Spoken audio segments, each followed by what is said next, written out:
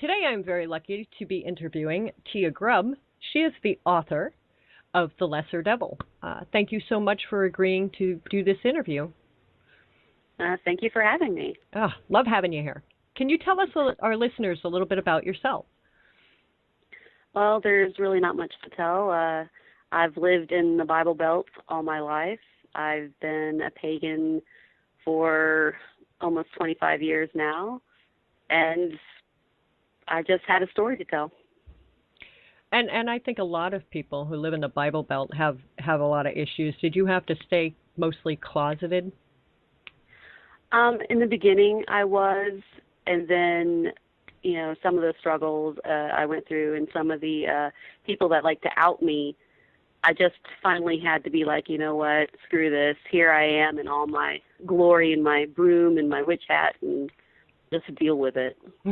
Sometimes you have to put the hat on and just deal with it, isn't it? Yeah. Now, is this the only book you've written so far that you've published? Yeah, this is my first book, and I'm currently working on my second. Awesome. Well, then we'll have to get you back on here for a second interview for the second book, too. I am okay with that. Did you always see yourself being a writer? My mother says I've always wanted to be a writer. So as far as I can remember, I've always wrote something down somewhere on the walls, in notebooks, anywhere I could. Mm-hmm. Now, and then finally... Oops, go ahead. No problem. And then finally one day I just got tired of saying I wanted to write, and then I finally decided to actually write. Do you do this as a full-time thing or like a part-time thing? I'm lucky enough to where I can make it a full-time thing. Yeah, a lot of writers I talk to would love to have that ability to make it full-time, that work and doing it part-time. Yeah, I tried to do it part-time, and I just wasn't able to get the bounce right. The writing suffered, I suffered, my work suffered, and I'm really lucky. So talking about your book, The Lesser Devil, can you give us some insight into the main character and the storyline for the book? Well, the main character is Lydia, and she is your modern, practical pagan witch. She doesn't believe in fireballs. She doesn't believe in Harry Potter and all that stuff. But she soon finds herself dragged into a world where magic she didn't even believe exists. It's no longer about subtlety. It's about, using it to defend yourself, and, it becomes bigger and grander as the story goes on. And, you have witch hunters, and you have demons and devils and everything else that are pulling her on one side, and she just finds herself caught in the middle, and she just has to find her way through with her faith. Right, this is a book I'm going to end up picking up, I can see. This may sound like a funny question, but why do you write? I write to keep my sanity. I mean, I can definitely tell when I'm not writing enough. I just kind of lose touch. I get kind of antsy and pissy, and, and I'm like, nope, I got to do some writing today. Yep. Do you ever get writer's block? Kind of. But time to time. Usually if I get writer's block, I just delve into research or, try to find some inspiration somewhere else. Mm-hmm. I just use that time productively as much as I can. Yeah, that was another question I was going to ask you. How much research do you have to do for your books? I tend to do a lot, but I'm kind of a geek and a nerd, and I love reading and I love research. So I probably do a lot more than I need to do, but I like to get as much detail in my story, whether or not it actually makes it to the book. I like to have the background story to be as accurate as possible. And I think that's kind of cool, too, because if you have like a background story going on, you tend to pay more attention to the book, and it sucks you in and doesn't let you go, which is the books that I love to read. I love to read books where it just takes you to the other world, and it's like you're there. Oh, me too. Yeah, me those too. are my hard favorites. to find. Yeah, those are my favorites, though. I love those. So do you set a special time or a place where you write? I tend to write in in a special spot in my house because I can see outside the window, and I am not bothered by anybody else. It's just kind of me and my little cocoon. Mm-hmm. And I tend to write. My best work tends to happen between 11:30 and 2 is my best writing time. But of course, I force myself to continue writing until I get to an ending point. Mm-hmm. But yeah, 11:30 to 2. And that's at peak night time. into the morning, correct? No, that's the afternoon. Daytime. Oh. Yeah, because at night is when I get my ideas. Oh, okay. I get my ideas for characters and scenes and stuff, and I write kind of like an outline. But actual sitting down and writing is in the afternoon. See, I talk to a lot of writers, and they're like, they wake up in the middle of the night, and that's when they write their best stuff. You are different. Well, I wake like up. I wake up in the middle of the night with the ideas, mm-hmm.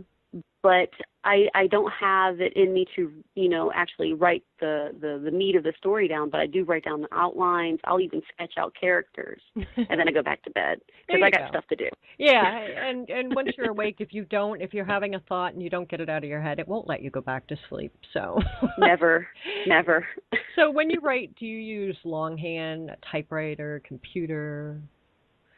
Well, it took me a long time, but I started getting into writing with the computer over longhand because mm-hmm. I can't read my own handwriting. I can relate to that. Yeah, so I had to make the conversion to the computer. Mm-hmm. But whatever it takes, I've even used eyeliner and wrote on a napkin while I was in a restaurant because I had an idea. Yep, and you don't want to forget it. Yeah. Yeah, exactly. Now, what was the hardest part about writing this book? I think the hardest part would be I had to learn to get out of my own way. Mm-hmm.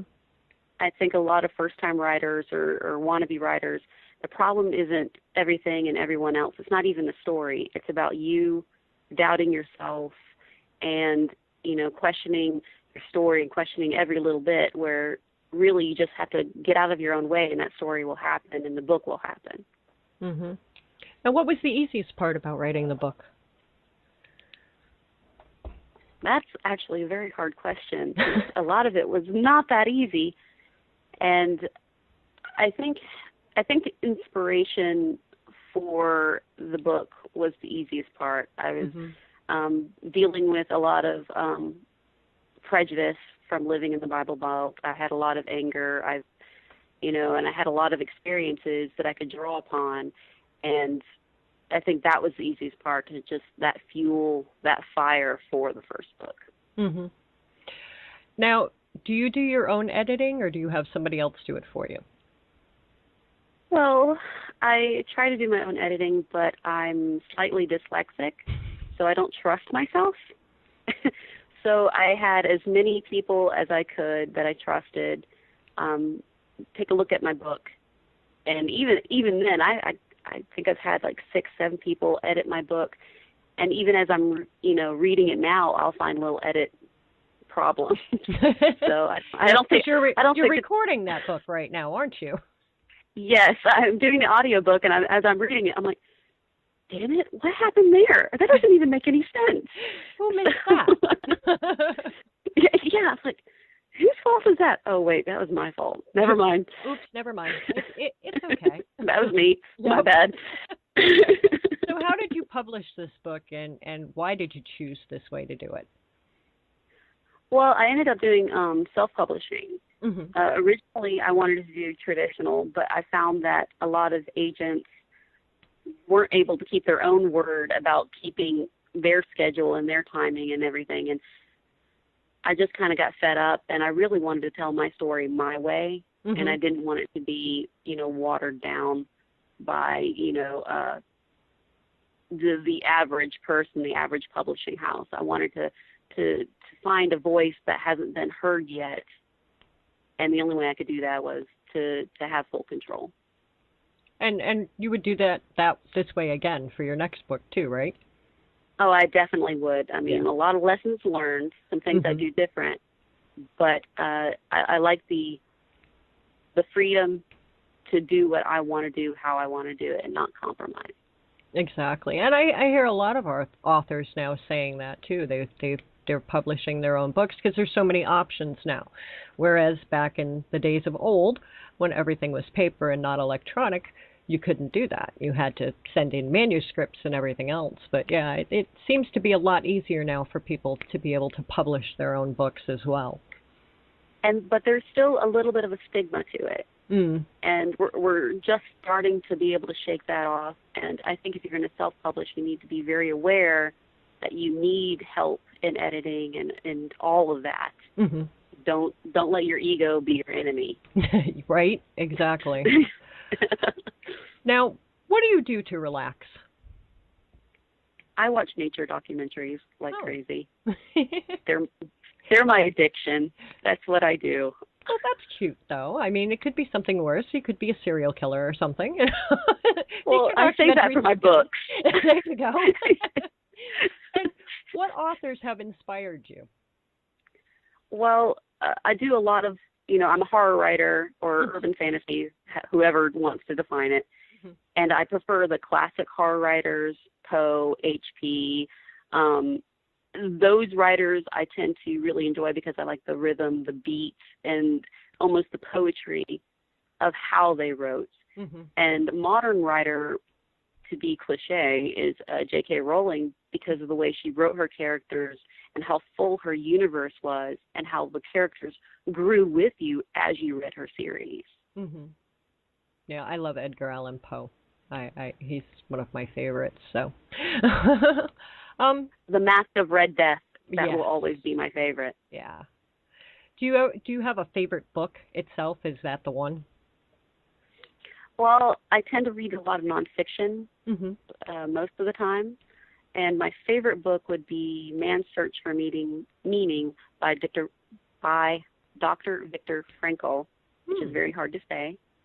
And he's a psychologist who ended up going to the Nazi camps, and he discusses the survival tendencies and how people survive these things and how trauma and everything affects people differently and how they cope and how it is based on your life and your life experiences on how you handle these things.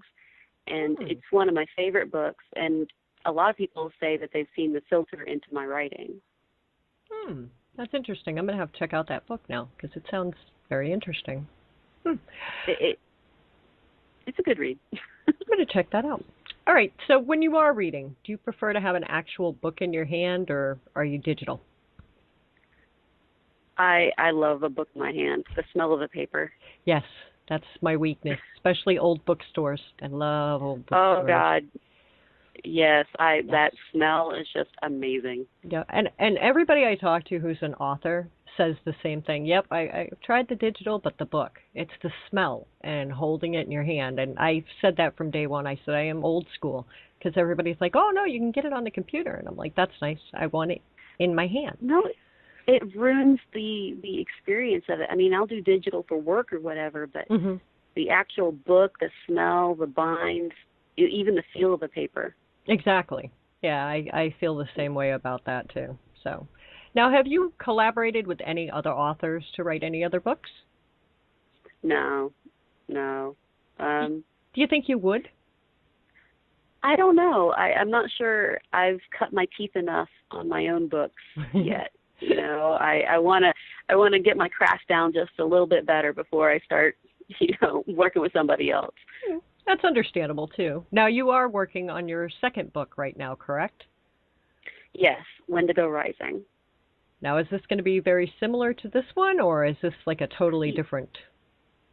Well, it's part of the series, The Keening Chronicles. The Lesser Devil's the first one, and The Wendigo Rising is the continuation of Lydia's journey.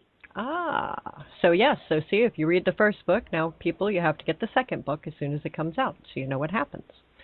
Yes, exactly. That's the one nice thing about Chronicles and books. Yeah, I love that. I love you go from one book to the next. I love that. Do you have any advice for aspiring writers?